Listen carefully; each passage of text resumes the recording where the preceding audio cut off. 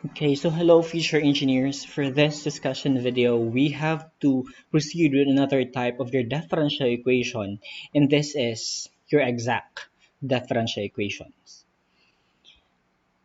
Okay, so if we have to have a glimpse back of what are the topics or types of differential equations na na-discuss na. So we have your separable differential equation or your variable separable. We have your homogeneous linear equation. We have also your linear differential equation. And for this one, we have your exact differential equations or your exact equations. Okay, so if we recall the concept of your basic calculus subjects or your calculus 1 subject. Okay, so for example, we have a certain function z. So we have certain function z. And this function z is a certain function in terms of x and in terms of y. That means we have a function of two variables. Okay, so if we have to consider that this type of function has a continuous nga first partial derivatives in a certain consideration or in a certain nga region, then kung kwaon nato ng iya nga differential sa sini nga function, this is dz is equal to kabilugan nga differential sa aton nga function, okay, df all over. This is in terms of x, dx, plus kabilugan nga differential sa kabilugan nga function in terms of y, dy. Okay, so kung medyo nalipatan ang concept of your partial derivatives in a continuous region, medyo pwede balikan.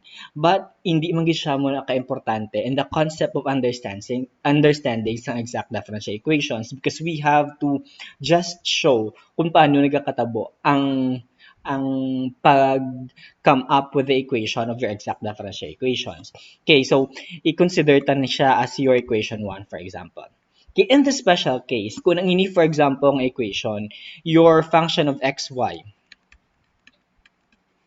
or x and y is equal to a certain constant where c dere, syempre, gina-consider ta siya as constant, then this implies that ang kabilugan nimo nga differential equation, kung ikwaon ta ang derivative, this will be equal to 0. Or that is df all over or the partial derivative of f in terms of x dx plus your partial derivative of your whole function in terms of y dy is equal to 0. And this is our equation 2. Okay, in other words, kung may ara kita given nga one parameter family of functions nga amo ni ang iyang form, two variable siya, we can generate a first order nga differential equation by computing sang aton nga differential both sides of a certain nga equality. So example, so let us just show this by example para maintindihan nyo ang concept of an exact differential equation. Kabalo kung medyo vague pa ni siya, medyo hindi na maintindihan kung ano ang exact differential equation. But as we go on, later on, medyo mas maintindihan tani ang concept of your exact differential equation.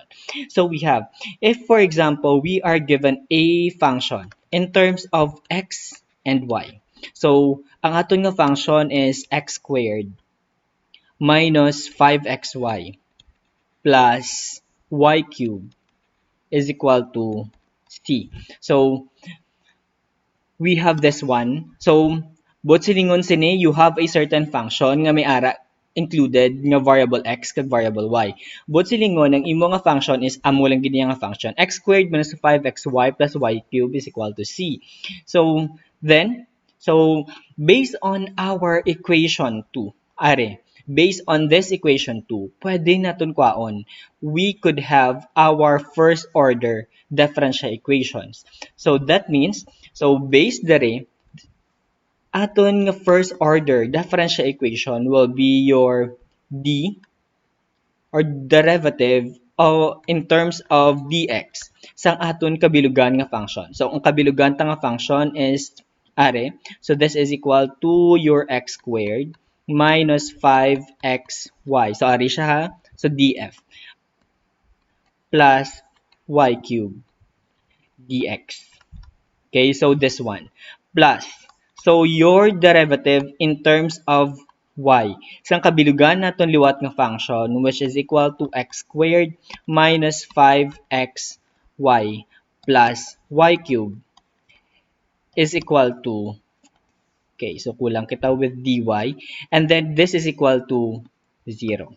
Okay, so liwat, you have d over dx, your function, which is x squared minus 5xy plus y cubed, then copy ko lang dx. I have d over dy, I have kabilugan ko nga function, x squared minus 5xy plus y cubed, then I have dy is equal to 0. Next one, if ibalikan naton ang concept of your partial derivatives, ano ang gakatabo? Kung mag-perform kita partial derivative in terms of x, partial derivative in terms of y. Okay, take note, kung mag-partial derivative ka with respect to x, that means nga i-treat naton ang tanan-tanan nga y as constant or ang tanan nga mga variable except sa x as constant. That means, sa dari sa aton equation, sa unang equation, since we have to derive to have partial derivative in terms or with respect to x, therefore dari y is constant, y cubed is also constant. How about for this one? We have to perform your partial derivative in terms of y. Therefore, ang indi y is constant. X squared is constant, 5x is constant, then ang kabilugan, ma-perform lang kita sa partial derivative with respect to a certain variable. Okay, so now, perform naton ang aton nga operation dire. So, we have first your equation x squared minus 5xy plus y cubed partial derivative in terms of x. So, that means ang i-derive ta lang ang x lang. So, that is, okay, so we have since may x siya, kinanglan derived na siya. So, derivative of x squared, that is 2x. Now, so we have minus 5xy. 5 is constant, but silingon kapihon ko lang siya. Y is constant, kapihon ko lang siya. Derive ko ang x. Derivative ng x is 1. Plus, hambal naton, y, tanan nga y is constant. So, but silingon, this is constant. Derivative of a certain constant is 0. Okay? So, this is dx. Plus, you have to derive this with respect to y. That means, with respect to y, all of this nga mga x is constant. Derivative of constant is 0 minus derivative, may ara siya y, but silingon pwede kita ka-perform. This is constant, so but silingon, may upod siya nga constant, kapihon ko lang, minus 5x. Then, derivative of your y is 1. Plus, derivative of y cubed is 3y squared. Then, copy ko ang dy. This is equal to 0. Okay, so again, this one is a partial differentiation or partial derivative nga discussion dapat or topic dapat sang inyo nga differential calculus. Okay, so kung medyo alang-alang ka with the concept of your partial derivatives or partial differentiation, please go back sa inyo lesson before about partial derivatives. Liwat, suliton ko ang concept of your partial differentiation. Okay, so if you have to perform partial derivatives or partial differentiation in terms or with respect to x. So with respect to x, tanan-tanan nga hindi x ang variable that is constant. So this one, y is constant, y cube is constant. Dari naman, na-perform ta partial derivative with respect to y. Therefore, ang tanan-tanan ni mo nga x dari nga variable is constant. Okay, so again, this one, kung mag-perform na ta sang partial derivative, So this one is constant. Partial derivative of a constant. Okay, so x di gali, we have to perform gali sa aton nga partial derivative in terms of x. So, since may x siya, therefore, kinanglan natin mag-perform partial derivative. Partial derivative of 2x squared, so that is 2x. Next one, we have your 5xy. Since may ara siya upod nga x, kinanglan natin mag-perform sa aton nga differentiation. So, this is constant ang negative 5, kapihon ko siya. Y hambal naton is constant, so kapihon ko siya. Then, i-derive ko lang ang x nga value or ang x nga variable. Derivative of x is 1. Next, we have y cube. Take note, wala kadari upod nga x. That means you have purely constant. Kung balikan naton sa concept ng inyong nga differentiation, kung i-derive ta ang constant lang gid, that is equal to 0. Okay? So that is equal to 0.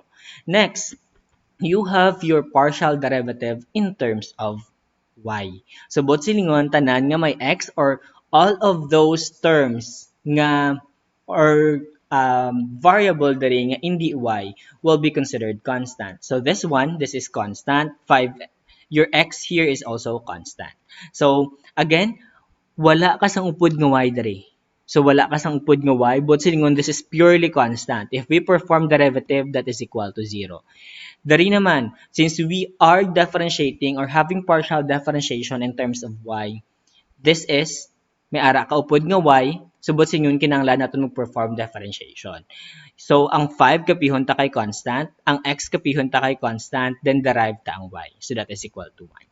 Since we have y cubed, that is 3y squared ang aton partial derivative with respect to y. So, this is our equation. Okay, so we have this one. Okay, based on this equation, so that means pwede naton i-consider ang ining equation.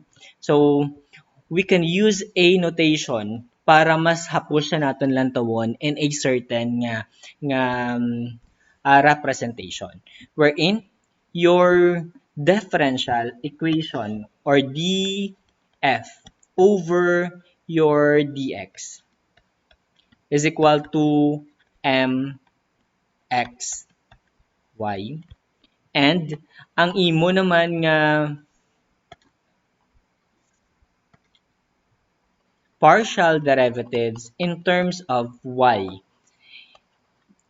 gamiton ta lang ang representation nga n. Kaya amo na kalabanan ginagamit naton for your differential equation. So, we have para ang pag-represent naton or ang general equation or ang pag-plus star sa aton nga equation is this one. You have your m. Kaya mo usually makita nyo sa mga books. This is m x y dx plus your n x y dy is equal to 0. Kaya amo niya ang makita nyo or malantawan nyo nga naka-plus-star sa mga books nga representation of your exact differential equation. Okay, so amo lang man ang iyang ang concept gid of your exact differential equation. Wherein kung lantawon gali naton diri, you have your array. So this makita diri naton that your df over dx is equal to ari nga value. This is m x y. Ari siya nga value. That is equal to 2x minus 5y. So plus or your ang imo naman nga differential or partial derivative in with respect to y is equal to your n xy or equal siya sa negative 5x plus 3y squared. Okay. So, ginplus start sa amo nga form. Ang aton nga understanding of your exact differential equation kay later on, ang given sa aton is this one. And then we have to go back sa original equation. Okay, so subong medyo amat-amaton ta reverse ang process of solving for your exact equation. Okay, so kung lantawan naton or balikan naton ang concept nga gin-discuss naton diri, that means if this one, isa lang gali ka equation ilang ginhalinan, function of ang inila nga certain function. Gin partial derivative ko lang siya in term of x, amo ni akong answer. Isa lang ka function, same nga function, gin partial derivative ko lang siya in terms of y, amo ni akong answer. That means pwede naton gali i-check. Pwede naton i-check ang aton nga equation kung exact bala or hindi ang aton nga equation. Okay, so we have to consider sang isa ka certain condition. Okay, so paano naton lantawon or paano naton i-consider or lantawon ang aton exact differential equation?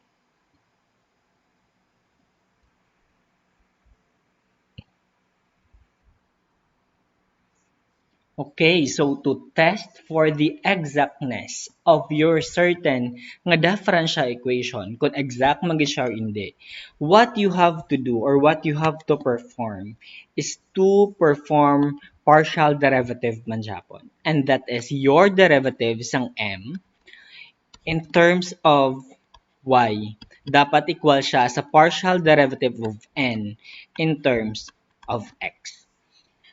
Okay, so medyo kabalo ko hindi pa ni siya klaro. But we have to check this and to perform this through an example para mas hapos naton maintindihan. Okay, so mas okay kung idiretso tani siya plus star in terms of example.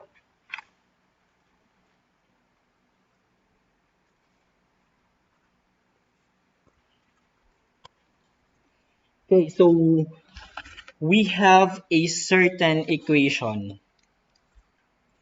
or a given nga differential equation of the form of a form na 2xy dx plus x squared minus 1 dy is equal to 0. So we are given an equation 2xy dx plus x squared minus 1 dy is equal to 0. And we are asked to find the solution of this exact differential equation.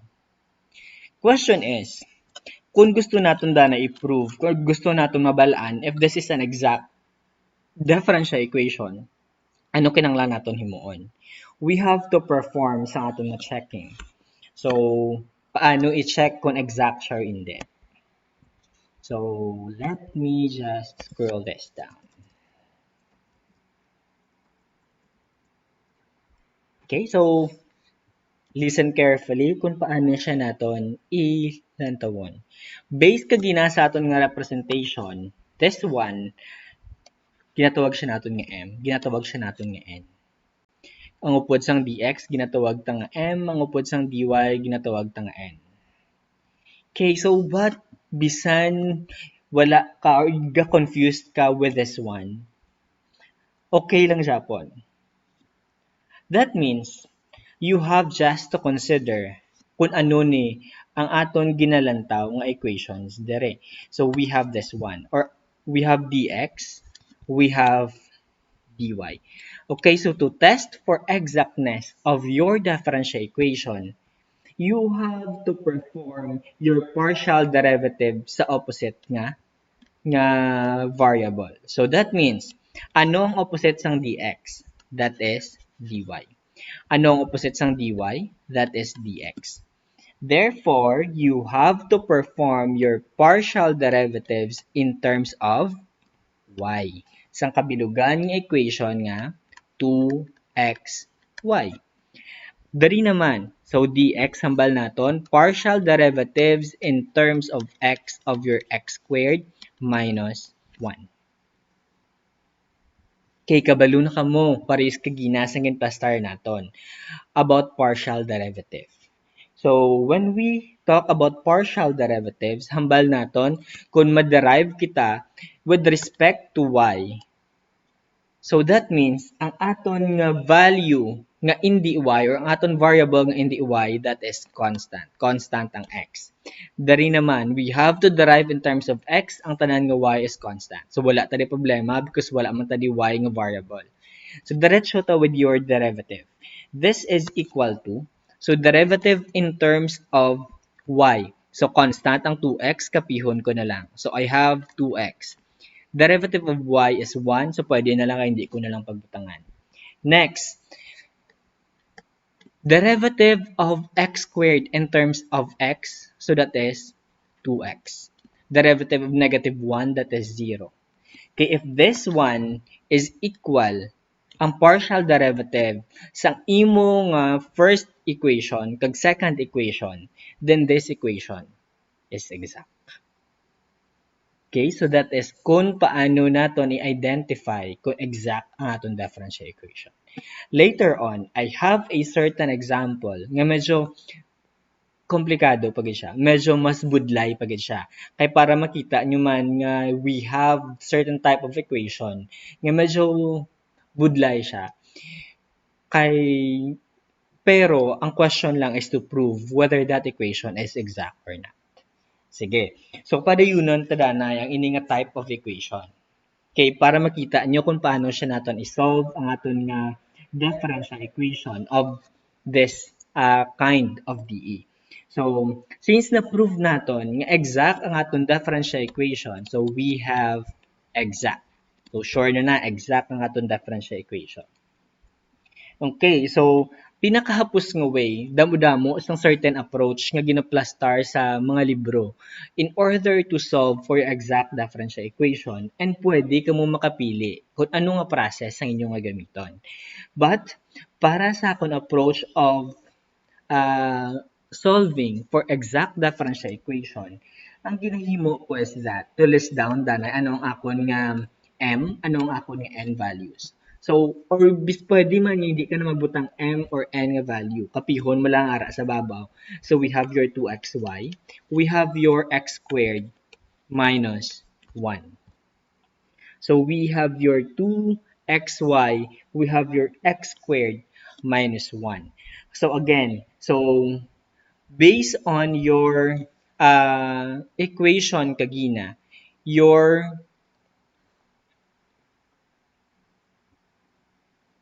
okay, wait. Ang m, this is your df over dx. Ang imong nga n is your df over dy. Okay, so sa diin na siya naghalin. So kung ano ang iya nga upod dere. So that is equal to, ang upod sang 2xy is dx. Therefore, that is your df over dx. Ang upod sang imong x squared minus 1 is dy. Therefore, dy man adi siya sa dalong. df over dy is equal to x squared minus 1. So, amo na siya. So, then ang question subong is, paano ko i-solve ang ini nga type of equation? Pili ka lang. So, mapili ka lang with this equation kung ano ding imo nga gamiton. So, pili ka di sa duwa, pamasyagan mo din siya ang hapos or kung ano di ang mas hapos nimo nga i-solve. So, we have to consider. So, since hambal naton kagina, we have a certain function f nga kung i-derive ko siya in terms of x, amo ni imo answer or with respect to x. Kung i-derive ko naman siya with respect to y, amo ni akong answer. That means isa lang gali ila answer. Whether mapili ko di sa duwa, isa lang akong ma-come up nga answer. So, mapili na lang ko. So, okay, so ang pinakahapos na lang giguro, i-plastar ta o ipakita ko sa inyo ang duwa ka process kung gamiton kong ari nga equation or gamiton kong ari nga equation. And then, para makita nyo na still the same lang ang ma-come up natin nga answer. Okay, so, sige. So, if I use ang sining nga equation, since gusto ko kwaon ng f, therefore, kinanglan ko mag-integrate. Okay, ari lang na natin gamitin, ha? So, we have integral of your d of f in terms of x is equals to 2xy. So since we have your integral or partial dari nga derivative, kag i-integrate ta siya. Therefore, integrate naman lang siya in terms of x. Wala nalabot sa y nga value. So or y nga variable. Kabay pa nalambutan yun ni sa integral nga topic. So this is, we have this one. So, integral in terms of s lang a partial derivative. So, that is equal to, so, ang y, this is constant, subong. So, pagwa ko ang 2, paggawa ko ang y, kaya hindi man ta mag-integrate in terms of y. So, that is integral of 2x dx lang. Okay, so ano ang integral of your 2x dx? So, this is equal to 2y. Oops, ginpagawa ko na gali ang 2, no? So, that is x na lang dx. So, this is equal to integral of x dx. This is equal to your 1/2 x squared. And makancel na siya ang 2 aton equation will be equal to x squared y.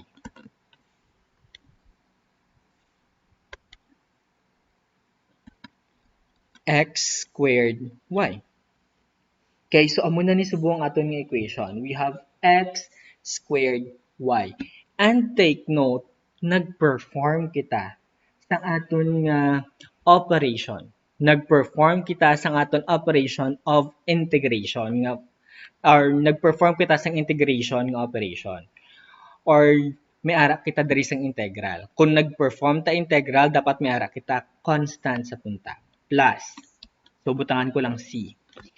But take note, kung nag-perform ka partial nga integration of your partial derivative or dere, we have to consider nga possible ang aton diri nga constant sa punta pwede nga may upod pa siya nga variable and butangan ta na siya. Ano ang ibutang naton nga variable? Ano ang gintreat naton diri nga constant? So gintreat diri nga constant, amo na lang ni, ano ang aton nga ginpagwa diri nga constant? That is y. So amo lang nga variable ibutang nimo diri. Or ano ang opposite of your partial derivative? Dx di, but silingon ang imo nga upod diri nga constant is y. So x squared y plus cy. Always gina. Basta mag-perform ka mo operation on exact differential equation, may upod na determine nga variable. Okay, so we have, so next one, hambal naton kagina, kung i-perform naton ang partial derivative in terms of x sa aton equation, dapat amo ni aton answer. Partial derivative in terms or with respect to y, amo ni aton answer. So subong nakuha ta na ni ang ini nga value. This is your f. F is equal to x squared y plus your cy. Paano naton subong kwaon? Wala ta pa nakuha ang kabilgan nga function kay may ari pa ta sang sini nga value. Cy. May ara pa ta function nga missing. Therefore, kinanglan ta siya i-equate sa sini nga equation. We have 2. Okay, based on this equation, we have df over dy or partial derivative of your f in terms of y is equal to x squared minus 1. Okay, that means kinanglan kwaon ta ni ang aton nga df over dy direct. Okay, partial derivative ta in terms of y. Therefore, kung partial derivative ta in terms of y, x squared is constant. So this is, so our answer, this is equal to x squared. Derivative of y is 1 na lang man. So plus, so derivative of constant and y. So this is or cy, that is equal to c prime y. So, hindi ni siya variable ha, in terms of y lang na siya. So, this is a function in terms of y. So, this is c prime y na lang diretso. Then, so df over dy, both silingon, pwede ta sila i-equate. We will have, so your equation, x squared ni siya, base maghambak mo x negative. X squared. So this is, equate ko siya sa x squared minus 1. So, buot silingon, x squared plus c prime y is equals to x squared minus y. Pwede ko ni makansel ang x squared both side of the equation. Buot silingon, ang mabilin sa akong equation is c prime y is equal to negative 1. But kay may-ari ta diri naka-prime or naka-derivative.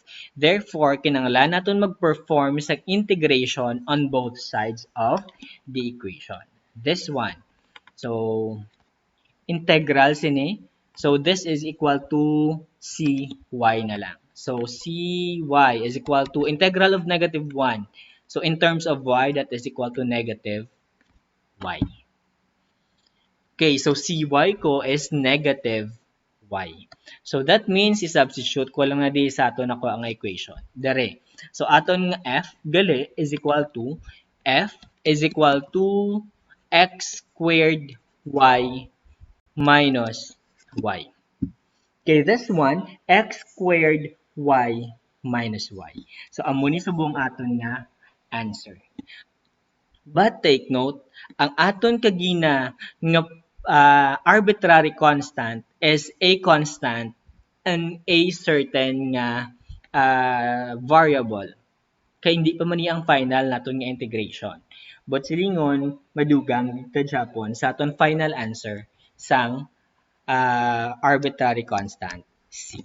So, we will have this equation, ang muna natin final answer, x squared y minus y is equal to C.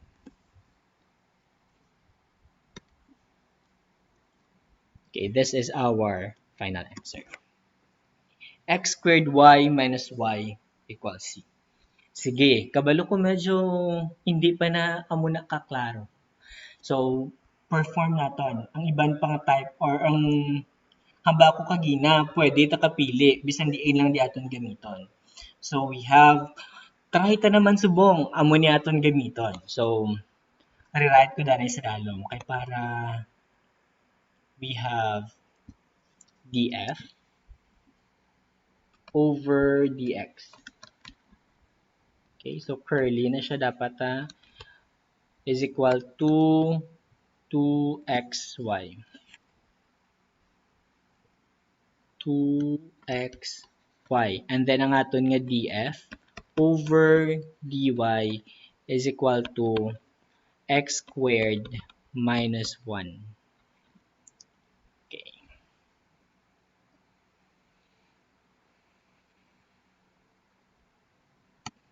Okay. So, amo na ni subong hambal ko, try ta naman nga diri kita ma-integrate. So, sige, try ta. We have to perform your integration here in terms of y. So, we have to perform your integration in terms of y. So, hambal naton kung mag-perform kita sang partial nga operation of derivative or integral. If in terms of y lang, ang iban nga mga variable nga hindi y, that is constant. So, bot silingon, this is constant. This is constant. Bot silingon, kabiluganing nga equation is constant. So, that means, dugangan ko lang dy ha, kay ma-perform ta integration. So, we have, pwede ko ni ipagwa diretso. We will have an equation kay constant man yung duwa. So, we have x squared minus 1 integral of dy. So, this is equal to, copy ko niyang constant, x squared minus 1 integral of dy is y na lang. Okay, x squared minus 1 y. So, amo ni subong aton nga equation. Since we perform sa aton nga integration, hambal naton kagina, we will have your constant. Constant. Pero hambal ko kung nag-perform ka sang partial nga integration, that is, may upod ka di dapat nga variable. In terms of, so, ano ang aton nga variable dere? dy. Ang opposite sina is x. So, mo na siya. Okay? So, we have c of x. Next one, hambal naton, i-perform naton. Kwaonin naton ang imong nga partial derivative in terms of x kagi-equate dere. So, ari ha, para ma-equate ta di siya. Bot silingon, kwaon ta subong ang df over dx niya para ma-equate siya sa amo nga value. df over dx. So this one, df over dx of your equation. Okay, so idiretso ko danay or i-multiply ko danay sa sulod. Okay, para hindi ta magproblema. So we have x squared y minus y plus c of x. Okay, so df over dx. Since ma-integrate or ma-differentiate kita with respect to x, ang y diri is constant, y diri is constant. So we have this is equal to, so copy ko lang ang y kay constant siya. Derivative of x is, or x squared is 2x, minus, derivative of constant lang gid, that is 0. So, minus, okay, plus. So, your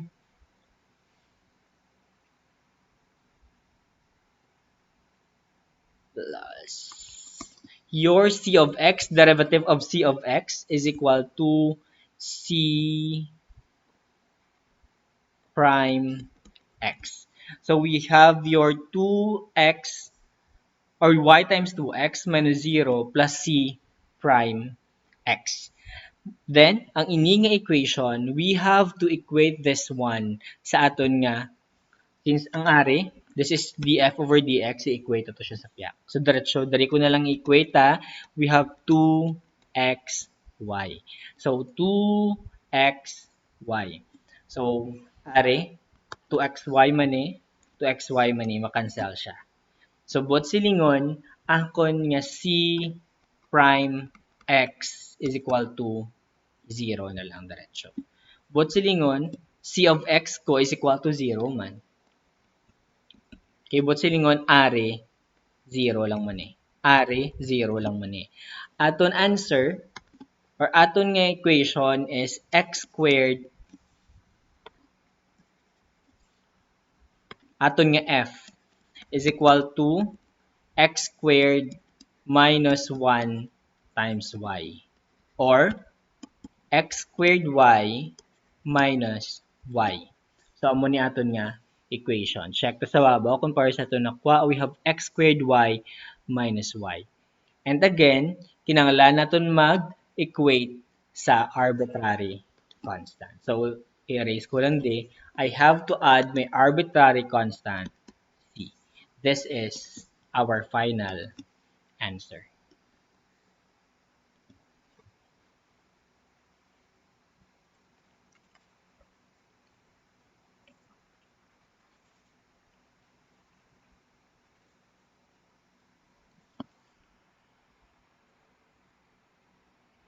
Okay, so amo lang ni Danay.